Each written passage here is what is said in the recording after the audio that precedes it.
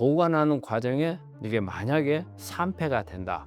그리 되면 이거는 그냥 우리가 안 좋은 포화지방산을 먹는 것보다 더 좋지 않죠. 오히려 암을 더 악화시키고 암세포 성장을 더 시킬 수 있는, 변이를 더 촉진시켜 주니까 빨리빨리 성장을 할 수 있게 되는 거잖아요. 그러면서 또 우리가 순한 암이 독한 암으로 바뀌게끔 그리 만들어 버릴 수가 있고. 자, 그러면 이제 보관을 어떻게 할 것인가.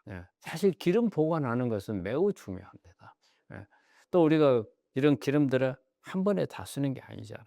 쓰고 냉장고에 넣고 막 이리 하기 때문에 이게 보관하는 과정에 이게 만약에 산패가 된다. 그리 되면 이거는 그냥 우리가 안 좋은 포화지방산을 먹는 것보다 더 좋지 않죠. 자, 그러면 어떻게 관리를 할 건지 이 부분도 한번 살펴보도록 하겠습니다. 요즘에 보면은 이게 지방을 먹을 때 그냥 싱싱한 상태로 먹는 것과 산패된 상태에서 먹는 것에 대한 이런 차별화되어 있는 부분. 근데 정말 산패된 기름은 다른 어떤 것보다도 암을 일으키는 역할을 하고 암을 악화시킨다는 이런 부분들이 논문이나 연구 자료가 엄청 많이 나와요. 특히 이런 논문들에 보면은 이 산패되는 과정에서 과산화물이 만들어져요. 지질 과산화물들이 만들어지고 또 활성산소가 만들어지거든요. 이런 과산화물이나 활성산소는 우리 몸에서 어때요?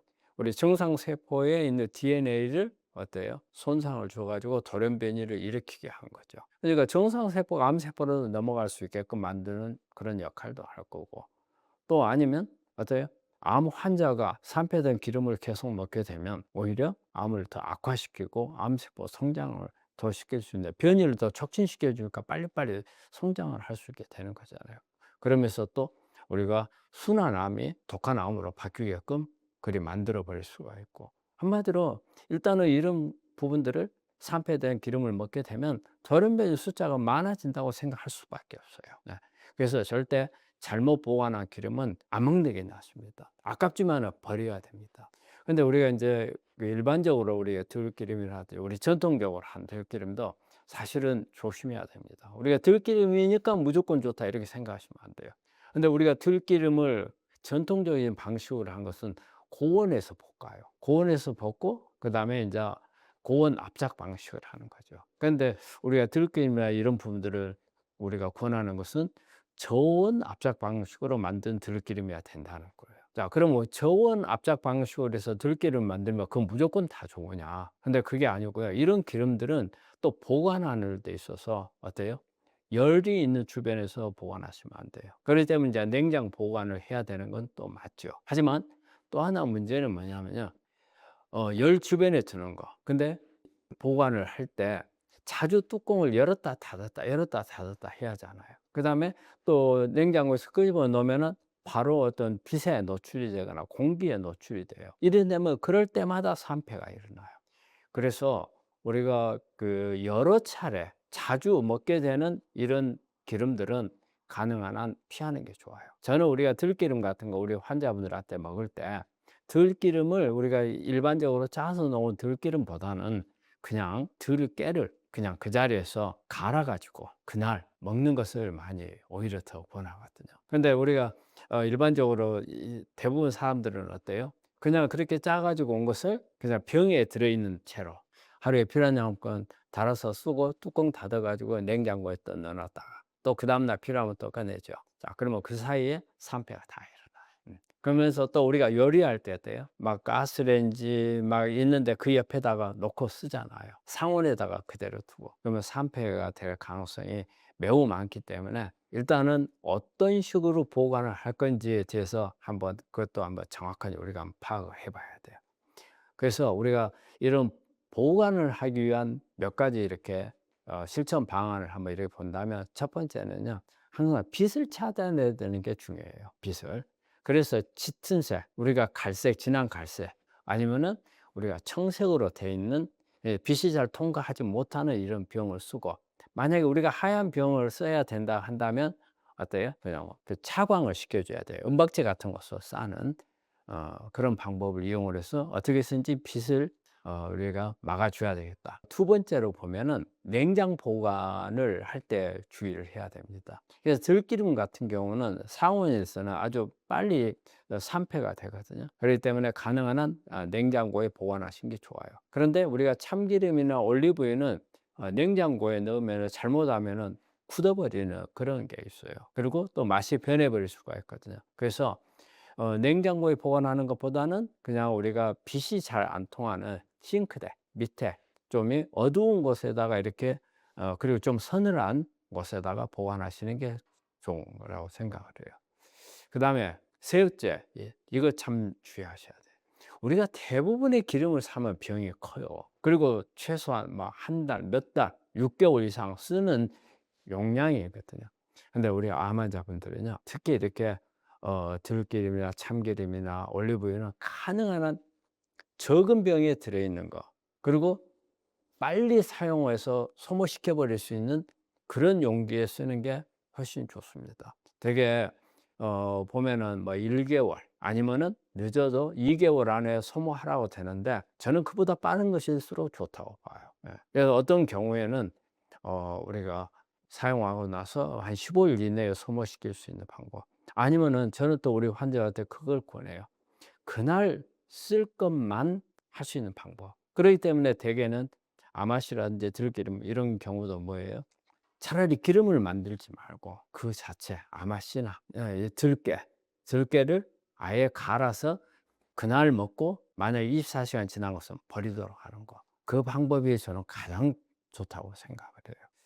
예, 그래서 여름에 우리가 기름을, 지방을 관리하는 법에 대해서 우리가 한번 살펴봤거든요.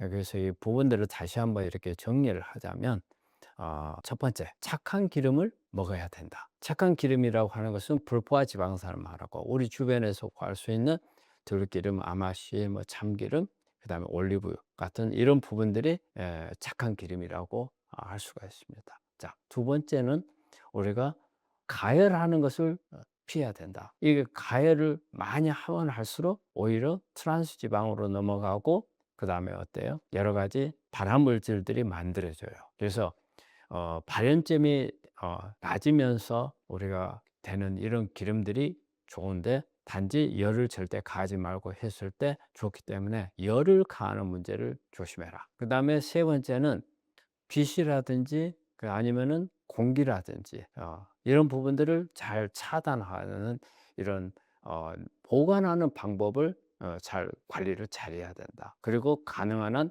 오랫동안 상온에 노출이 되거나 빛에 노출을 시키지 않도록 하기 위해서는 단기간에 소모할 수 있는 이런 부분들을 꼭 필요하다. 그래서 이 세 가지를 말씀을 드립니다. 우리가 일반적으로 식단 관리가 상당히 쉽지 않아요. 우리가 특히 이제 암 환자분들은 어떻게 보면 우리가 단시간 한 달 이내에 쇼부를 보면 우리가 정말 긴장 상태에 살 수가 있잖아요. 근데 암은 그렇지 않아요. 5년, 10년 관리를 해야 되는 마라톤이거든요. 그렇기 때문에 체계적으로 꾸준히 끈기 있게 하시는 것을 중요해요. 우리가 사계절이 있어요. 봄, 여름, 가을, 겨울. 그러면서 이 봄, 여름, 가을, 겨울이 수도 없이 이 과정을 거쳐야 돼요. 특히 그중에서도 우리가 이제 여름철을 관리할 때 상당히 중요하죠. 그래서 이런 부분 하루 하나하나를 맞춰 가는 게 우리가 암을 치료하는 거거든요. 암 치료라고 하는 것은 그냥 약만, 항암 약을 잘 먹고 그다음에 면역을 올리고 이런 것뿐이 아니고요. 매일 먹는 음식 하나하나가 약이라고 생각을 하시고 하루하루 어느 정도 우리가 염두에 두어 가면서 관리를 하는 게 매우 중요합니다. 그래서 우리가 그 음식을 먹을 때 우리가 즐거운 마음으로 우리가 음식을 먹어야 되고, 또 즐거운 마음으로 먹기 위해서는 우리가 꺼리끼는 것이 없어야 되거든요. 그래서 조금 항상 체계적으로 좀 그런 관리를 하시면서, 또 우리가 음식이 어때 항암 음식이 돼야 되는 거잖아요. 그래서 특히 여름철에 오늘 기름에 대해서 좀 알아봤습니다. 오늘 저희가 준비한 영상은 여기까지인데, 여러분들 암 치료하는 데 있어서 식사라든지 이런 식이요법도 중요하고, 그 중에서도 기름은 특히 더 중요하다. 이것을 말씀을 드리면서 마치도록 하겠습니다. 단백질 과자, 단백질 음료로 단백질을 섭취해도 될까요? 근데 이제 단백질을 공급할 때 저는 이게 단백질은 단백질만 좋고 이게 같이 섞였을 때는 별로 그렇게 썩 바람직하지는 않는 것 같아요. 특히 우리 이제 뭐 일반인들일 경우에는 조금 덜 하겠지만 우리 환자분들한테는 특히 그 단백질 뭐 바 요즘에 나와 있는 여기에 보면은 단맛이 나잖아요. 이런 부분들은 결코 우리 환자들한테 도움이 되지는 않거든요. 그리고 탄수화물이라든지 여기에 들어있는 탄수화물들은 되게 이 칼로리밖에 없는 것들이에요. 그리고 여기에 있는 단백질들이 단백질 원이 어떤 건지 되게 육류 쪽에서 많이 오겠죠. 그렇기 때문에 이런 부분들은 그렇게 바람직한 것 같지는 않아요. 그래서 우리가 암이 없는 사람들한테는 뭐 건강상으로 보자면 뭐 약간은 뭐 먹더라도 괜찮고 너무 과하지만 않으면 괜찮다고 생각할 수도 있는데 우리 암 환자분들은 그렇게 크게 바람직한 것 같지는 않습니다. 암 환자는 단백질 어떻게 먹어야 할까요? 암 환자들이 섭취하는 단백질은 첫째는 저는 그래요. 너무 많은 양을 먹는 건 좋지 않다.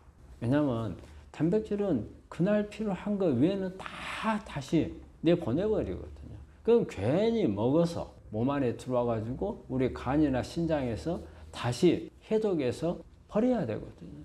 왜 이중일을 하냐 이거죠. 그렇지 않아도 내 몸 안에서 암 환자들은 할 일이 많은데 그렇기 때문에 가능한 적당한 양을 먹는 게 좋겠다. 그리고 우리가 단백질을 뭐 콩의 식물에도 있고 육류에도 있고 뭐 생선에도 있고 다 하지만 부수적으로 암에 도움이 되지 않는 것을 많이 가지고 있는 단백질원을 피하는 게 좋지 않겠느냐. 그걸로 따지자면 육류 같은 경우에는 여러 가지 철분도 없고 뭐 성장 호르몬, 뭐 항생제, 포화지방산 많고 이런 부분들이 단백질로 같이 결합이 되어 있다는 거죠. 그러면 단백질을 먹기 위해서 그걸 또 같이 먹게 되잖아요.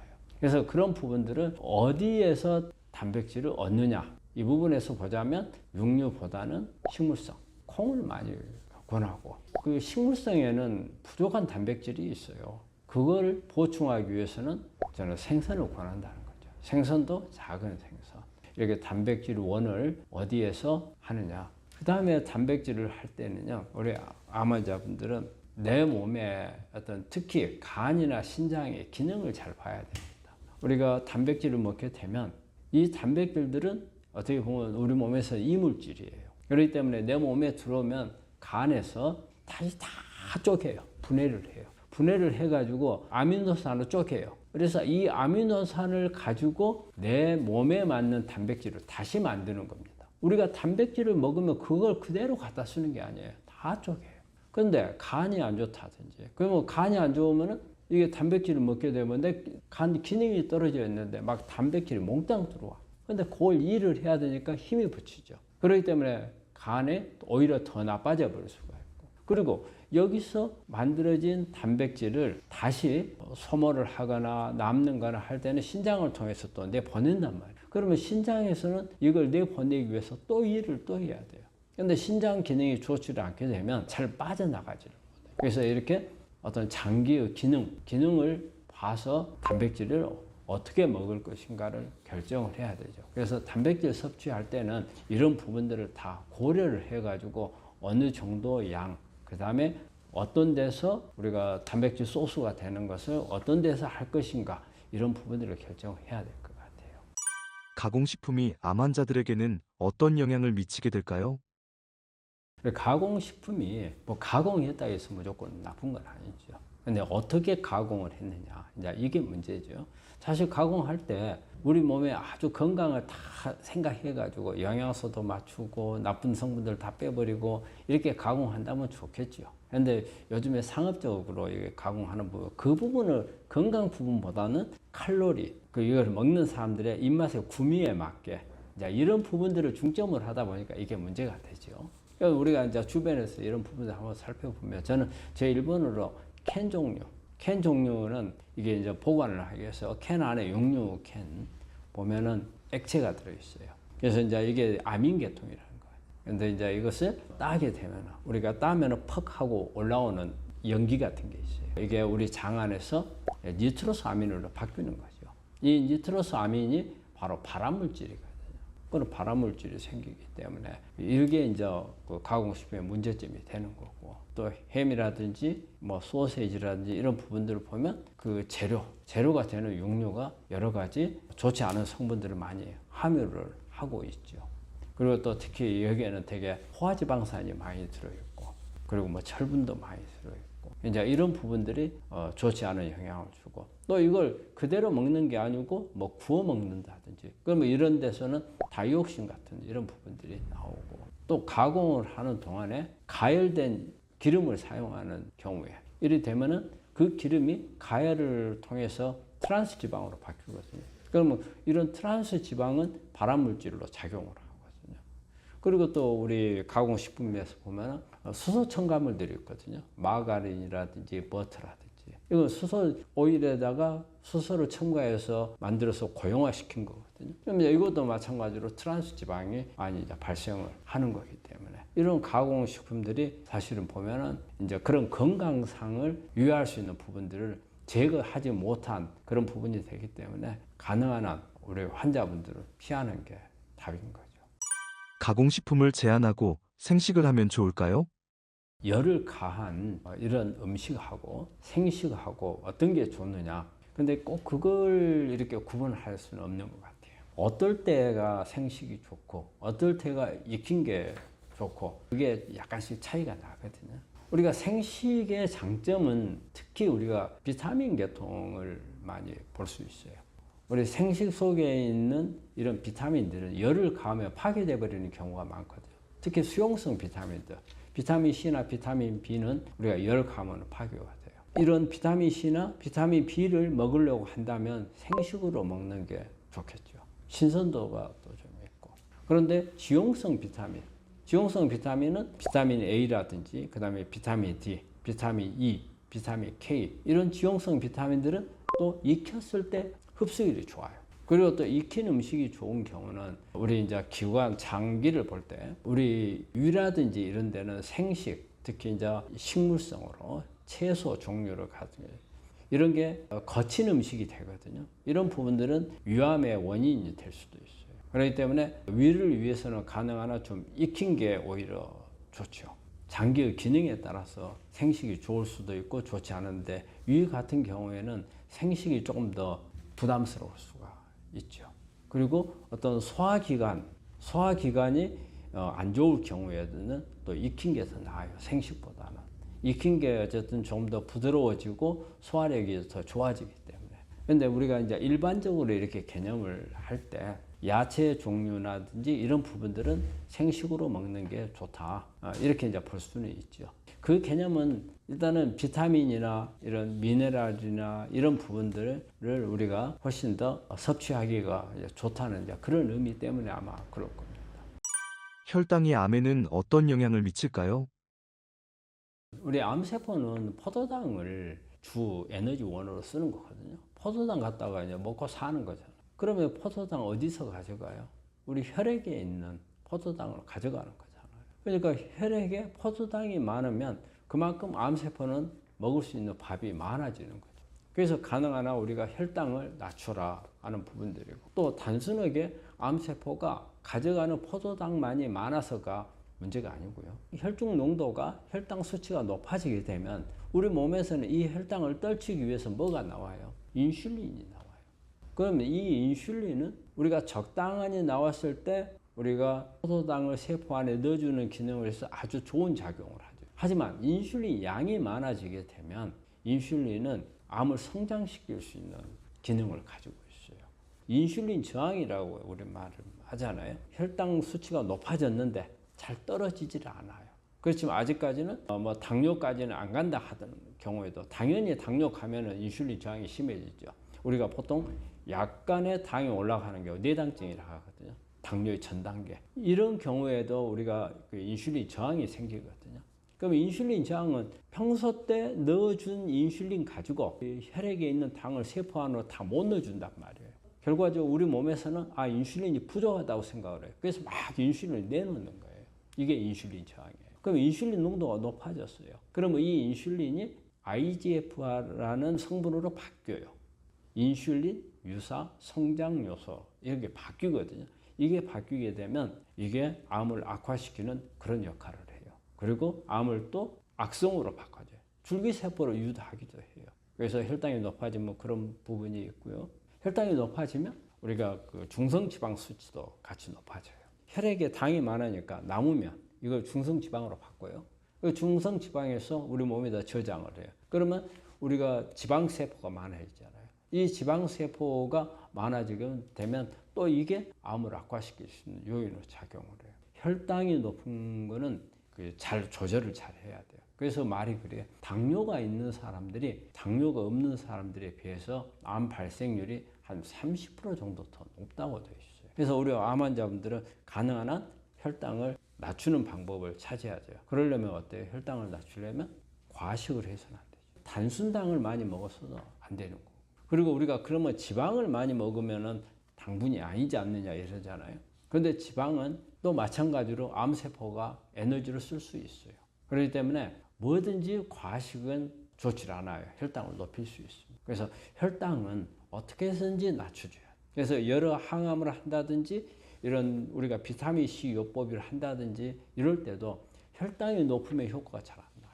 혈당이 낮았을 때 훨씬 더 효과가 높게 나타나거든요. 우리 암 환자분들이 혈당을 조절하는 것은 중요한 숙제 중에 하나입니다. 암 환자가 혈당을 줄이는 확실한 방법이 있나요? 암 환자들이 혈당을 조절하는 쉬운 방법은요, 먹는 양을 줄이는 거예요. 그래서 소식이 필요한 거죠. 그 다음에 또 하나, 그렇게 양을 줄이는 게 첫 번째고, 단순당을 적게 먹는 거예요.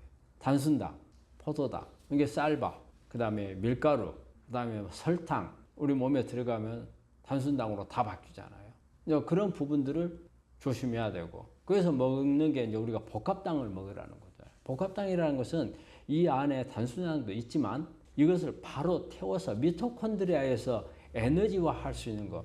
암세포는 미토콘드리아를 잘 이용하지 않아요. 우리는 암세포가 에너지를 못 만들게 하기 위해서는 웬만해서는 가능한 한 미토콘드리아를 이용한 에너지를 만들도록 막 몰아붙여야 한단 말이에요. 그러려면 어때요? 우리가 당을 안 먹을 수는 없잖아요. 안 먹게 되면 내가 굶어 죽는데. 암만 죽는 게 아니고 나도 죽는데. 그렇기 때문에 먹어야 되지만 이거를 미토콘드리아 쪽으로 끌고 가게끔 하려면 우리가 현미라든지 잡곡밥이라든지 뭐 보리, 그 다음에 뭐 통밀 이런 부분들을 먹게 되면 여기에 있는 비타민이나 미네랄들이 이 안에 들어있는 단순당을 미토콘드리아 쪽으로 이동을 해서 에너지를 만들게 하는 거죠. 그러면 정상세포가 주로 미토콘드리아를 이용을 하는 거예요. 암세포는 이용을 못하게 되고. 그래서 우리가 복합당 이야기를 많이 하는 거예요. 그래서 이렇게 당을 줄일 수 있는 방법 하는 것은 적게 먹거나 아니면 이렇게 복합당을 많이 먹고 그 다음에 육류 중에서도 보면은 특히 이제 지방 같은 거는 조금 특히 이제 포화지방산이 많기 때문에 이런 부분들은 많이 좀 줄여주는 게